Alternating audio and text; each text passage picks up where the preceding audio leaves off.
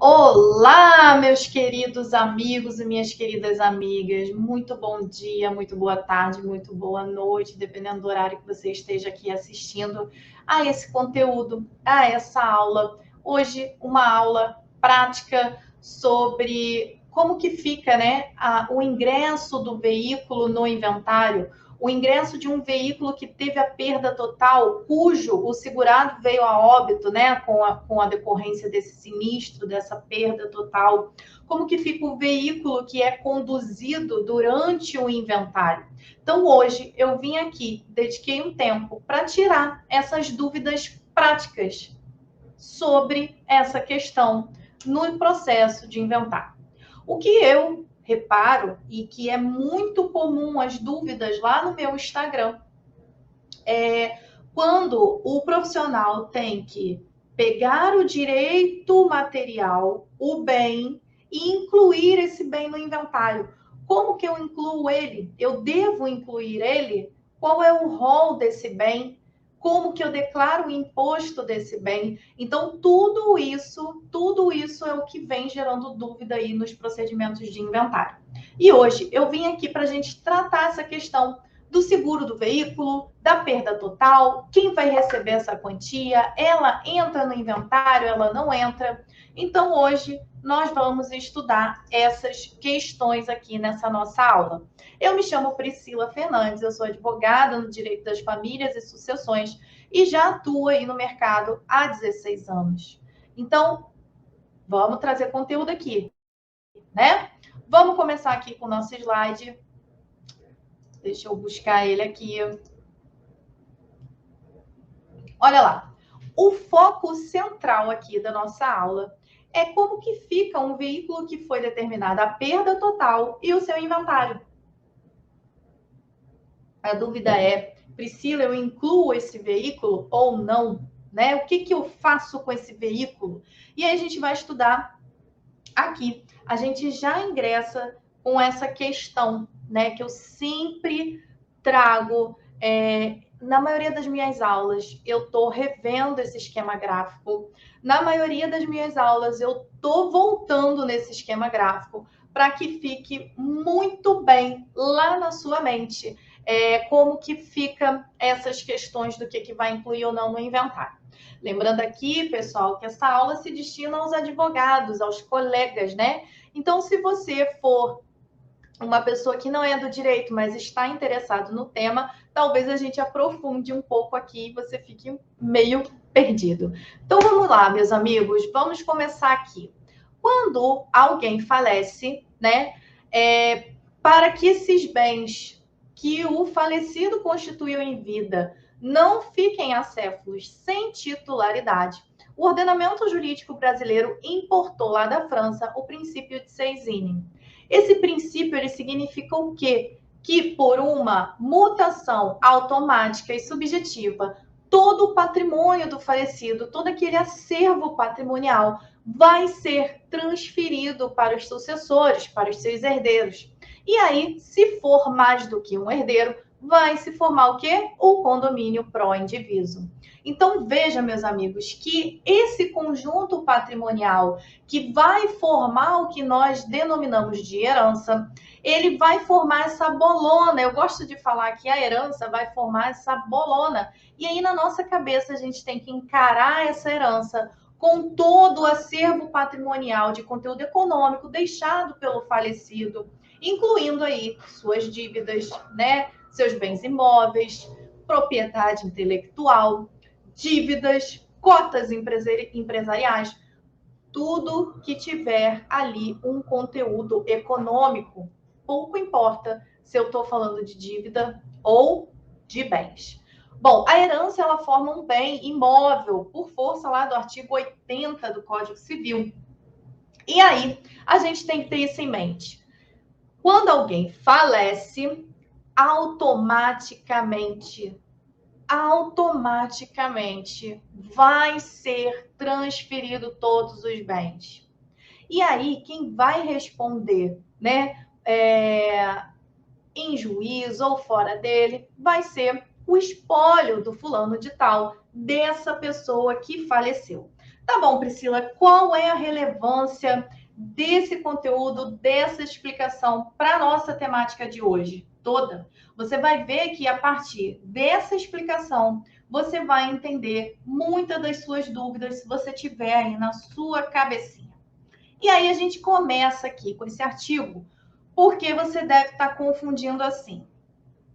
Olha, quando eu tenho um seguro de vida, né? Eu já sei que ele não passa no inventário, ele está dispensado. Inclusive, se o falecido tiver dívidas, o credor não vai poder vir em cima desse valor da indenização, do prêmio do seguro de vida, para que eu salde aquela dívida. Corretíssimo. Só que aqui a gente vai tratar o quê? Nosso caso de hoje, e eu vou, claro, fazer um over delivery aqui, vou trazer outras questões, assim como em maioria das minhas aulas eu sempre estou trazendo mais do que o prometido. O nosso foco central aqui é o seguinte: o falecido estava dirigindo, sofreu um acidente, veio a falecer e o seu veículo veio à perda total. Se esse veículo tinha seguro, quem vai receber essa indenização? Como vai receber essa indenização? Qual é o valor dessa indenização? Quando, né? E o veículo entra no inventário ou não entra? Porque foi perda total. Quais os procedimentos que eu devo ter junto ao órgão, né? Ao Detran? O que eu devo fazer? E se esse veículo for financiado? Então, veja que são várias as dúvidas que surgem na nossa cabecinha. E aí, a gente tem um inventário para fazer, né? Já que alguém faleceu, a gente precisa inventariar todos os bens, ver se tem alguma dívida, e aí o que sobrar, ver se tem meação, e o que sobrar, a gente partilha entre os herdeiros. Só que como é que eu vou partilhar um bem que teve perda total? Como é que eu vou partilhar um bem que eu não sei aonde que eu vou receber o seguro dele? Vamos esclarecer isso aqui. Esse é o nosso foco central. E eu vou entregar além disso. Só que antes eu quero parar e fazer uma reflexão aqui com vocês. Porque vocês devem estar se perguntando aí, caramba, Priscila, você me confundiu todo. Porque eu sei que o seguro de vida ele não vai passar no inventário, né? Basta que eu entregue toda a documentação exigida lá para a seguradora, informe o sinistro e ela vai me pagar o prêmio lá, a indenização. Certíssimo. Não preciso abrir inventário se for a única coisa que o falecido deixou, né? Esse beneficiário não precisa ser um herdeiro, pode ser um terceiro. Então, eu sei disso tudo. Poxa, mas para receber o seguro do carro, eu vou precisar abrir um inventário? É diferente, meus amigos. Olha o que fala o artigo 794 do Código Civil. E eu quero destacar que esse artigo ele está dentro do capítulo que fala sobre o seguro de pessoas, sobre o seguro de vida, tá? E olha lá o que ele fala. No seguro de vida ou de acidentes pessoais, para o caso de morte, o capital estipulado não está sujeito às dívidas do segurado, nem se considera herança para todos os efeitos de direito. Ressalto que estamos falando do seguro de pessoas e não do seguro de danos. Aí, uma primeira distinção. E aí, o que eu quero tratar com vocês é o seguinte: a pessoa vinha dirigindo lá seu veículo, bateu, capotou, rodou, incendiou, sei lá o que aconteceu com aquele veículo. E aí, dessa batida, dessa colisão, aquele segurado veio a falecer. E aí a família precisa abrir o inventário, certo? E aí a família pergunta ao doutor e à doutora: o veículo teve perda total. Como que nós vamos proceder? Doutores, prestem atenção. Esse veículo, ele precisa ser informado no inventário, tá? Porque o que acontece? Lá no nosso iniciozinho, lembra? No momento da morte, há a transferência automática e subjetiva. Então, a gente transferiu esse veículo. Esse veículo tem conteúdo econômico. Por mais que ele tenha a consequência aí da perda total, há um conteúdo econômico que é o quê? A seguradora vai pagar o valor daquele veículo. E para a seguradora pagar o valor desse veículo, precisa ter um inventário em curso. Então, prestem atenção aqui. O primeiro passo é você informar no veículo, no inventário, que existe um veículo, que houve um sinistro, que há a perda total desse veículo, mas que esse veículo havia um seguro contra perdas e danos, né? Furto. E aí você vai examinar a apólice do seguro desse veículo. Tudo vai depender da análise do que houve realmente ali, a contratação para cobertura. Então, aqui a gente parte, tá? De um seguro que tinha lá a cobertura sobre a perda total, tá? Com o beneficiário não, com o segurado no nome do falecido. E aí, quem vai providenciar? É necessário providenciar toda a documentação para a seguradora.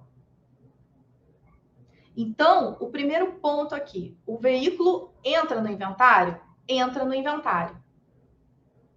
Só que o que será partilhado é o saldo que a seguradora vai depositar em juízo no inventário, tá bom? Então, é necessário abrir o inventário e é necessário que você conste esse veículo. A quem é pago o valor do seguro? O valor do seguro vai ser pago para os herdeiros. Não tem como o falecido, o segurado, estipular um beneficiário, tá? Para um caso de morte. Até porque, se a gente fala de um beneficiário para o caso de morte, a gente está falando de um seguro de vida. Aqui, a cobertura é sobre a perda de um bem móvel.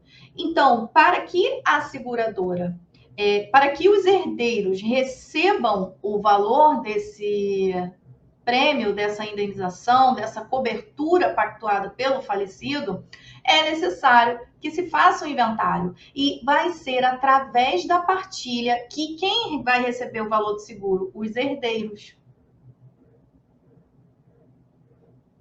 Então, veja a real necessidade de se abrir um inventário para poder receber o valor da indenização. Pode ser, meus amigos, que por muitas das vezes a seguradora se negue a cobrir ali a cobertura. Isso não é incomum aqui, né, no nosso cenário de seguros que a seguradora venha se omitir aí no pagamento. Aqui, principalmente, eu quero lembrar para vocês que existe um prazo para que a gente possa ingressar com uma ação de cobrança de seguros. Por quê? Esse prazo, ele começa a correr da negativa da seguradora. Então, se você receber um e-mail da seguradora se negando ao pagamento, você já tem um prazo em curso.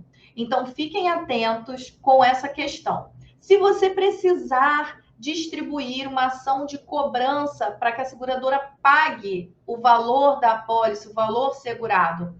E esse valor, também eu quero lembrar que ele vai ser dependendo do seu contrato. Porque tem contratos que você fecha com a seguradora para pagamento do valor da tabela FIP. Agora, tem seguros que você coloca lá, que você fecha o contrato, o valor da indenização com o valor do mercado. Então, esse valor vai variar. É preciso analisar a apólice também. Bom, se a seguradora, após a apresentação dos documentos, ela não depositar lá no inventário, o que vai acontecer, meus amigos? O espólio vai ter que entrar com uma ação de cobrança, tá? Respeitando o prazo lá da negativa, que é de 1 ano, você tem um prazo de 1 ano para ingressar com essa ação. Você vai entrar com uma ação de cobrança e você também pode acumular um pedido de dano moral, tá? Pode ser, meus amigos, que essa ação ela venha a ser procedente ou improcedente, chegue lá no seu trânsito em julgado após a partilha. E aí, como esse dinheiro vai chegar na mão dos herdeiros? Através de uma sobrepartilha. Você vai ter que sobrepartilhar esse saldo indenizatório, tanto do seguro quanto do dano moral, através de uma sobrepartilha, certo? Agora nós vamos seguir aqui. Uma coisa muito importante, ainda aqui no tópico 3, é que as ações de inventários, elas não comportam dilação probatória, lá por força do artigo 612, tá? Então, por essa questão, a gente não vai poder discutir essa cobrança, essas questões dentro do inventário. A gente vai ter que discutir isso numa ação própria. Por isso que eu disse, pode ser que o inventário esteja em curso e pode ser que o inventário já tenha encerrado, e aí você vai pedir esse saldo numa sobrepartilha, tá bom? E aí, vamos avançando aqui para o nosso tópico 4. O tópico 4, que eu ressalto aqui de importante, é que você deve comunicar a baixa desse veículo no Detran. Quem que deve fazer isso? O inventariante. O inventariante, com seu termo de inventariante, ele deve ir junto ao Detran e comunicar a baixa desse veículo pela perda total. Isso serve por quê, meus amigos? Para não gerar a cobrança do IPVA dos anos subsequentes, tá? Então, é muito importante essa cobrança. E se o veículo foi furtado ou incendiado após o óbito do segurado? Cenário nada incomum, né? O falecido vem a óbito, e aqui a gente já saiu da esfera da perda total, e aí um dos herdeiros está na posse do veículo, dirigindo, indo trabalhar, né? Curtindo o final de semana, o feriado, e aí vem a sofrer aí um furto do veículo, ou o veículo é incendiado, ou o veículo colide com outro e precisa acionar o seguro. Isso é possível, meus amigos? É possível o recebimento do prêmio, da indenização, quando o veículo está sendo usado por terceiros, que não o beneficiário, né? E após o óbito do beneficiário? Primeiro de tudo, quando alguém falece, tá? A gente tem que ter responsabilidade. Por quê? Quando eu falei lá no início, olha aqui, vou até deixar grande. Os bens do falecido, eles vão ficar em condomínio. Então, todos os herdeiros, eles têm o quê? Com posse. Então, o veículo não é do herdeiro A, o veículo não é do herdeiro B. O veículo é do herdeiro A e do herdeiro B. Quem tem a responsabilidade por esse veículo, meus amigos? É o inventariante.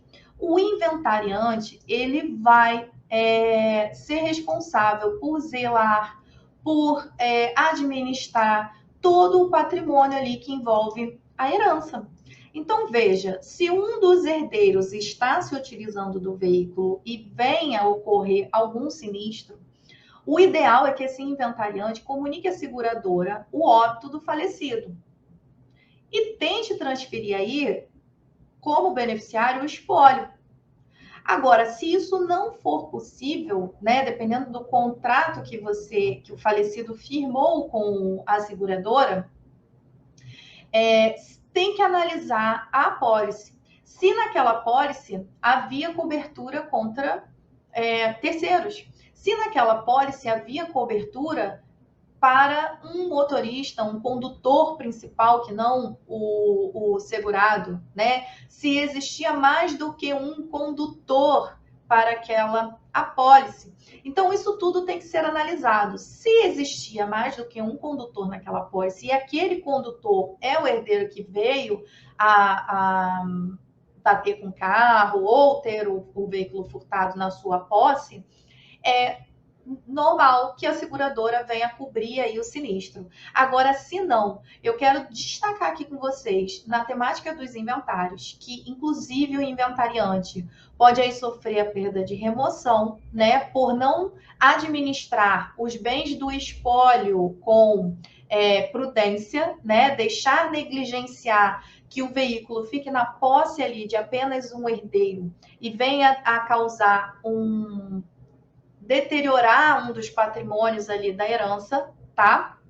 E até mesmo responder com indenização para os outros herdeiros, debatendo do seu quinhão. Isso também pode acontecer com esse herdeiro que estava na posse, na administração ali do veículo, tá? Pode sofrer aí uma redução no seu quinhão. e responder por perdas e danos aos outros herdeiros.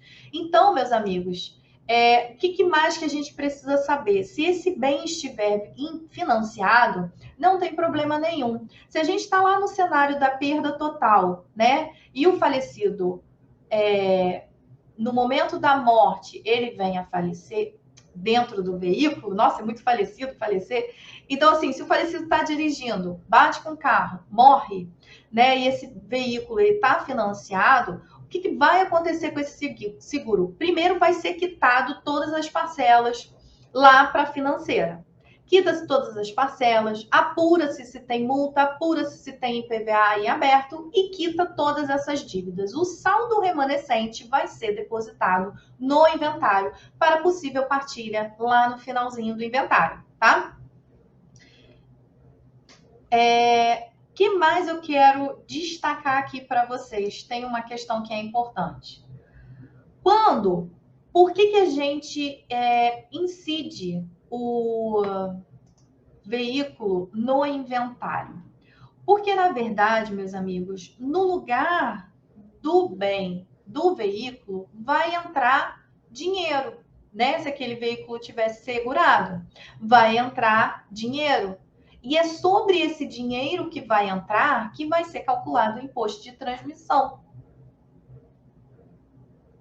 E mais, se esse veículo estiver financiado, conforme eu falei, vai ser debitado as dívidas, vai ser debitado os impostos, né? Multas, e a parcela remanescente vai integrar o patrimônio ali do Monte Mó para ser partilhado entre os herdeiros. E essa dívida de IPVA, essa dívida de multa, compõe dívidas do falecido. E dívidas, meus amigos, não são passíveis do ITCD, o ITD, o ITCMD. Então, prestem atenção quando vocês forem declarar. O ITCMD, o fato gerador dele, tá? Retroage lá na data da abertura da morte. E ele incide sobre todo o patrimônio transmitido aos herdeiros.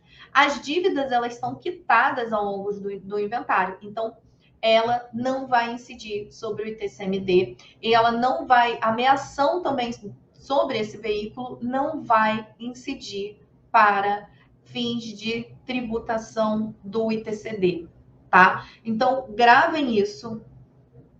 Eu espero que essa aplicação, né, do fato, do bem em si, como que vai ficar no inventário, que esse conteúdo tenha ajudado vocês, tá? E que prospere frutos também aí na sua advocacia.